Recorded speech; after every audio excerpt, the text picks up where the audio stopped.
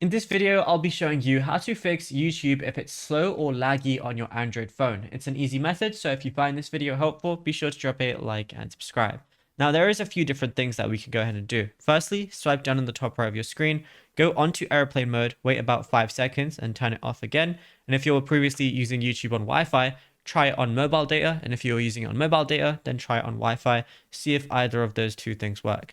And secondly, if you have a bunch of stuff open in the background, you might be using up a lot of RAM. So then when you open up YouTube on top of that, it might be causing issues. So whenever I press the three little lines on the bottom left of my screen, I'm going to see everything that's open.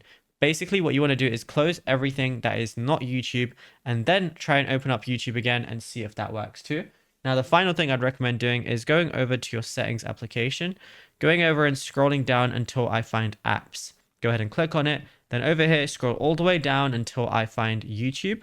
Go ahead and click on that. Scroll down again, go to storage, and then go ahead and clear the cache. And then after that, your YouTube should be working a lot better. Now, if you found this video helpful, be sure to drop a like and subscribe.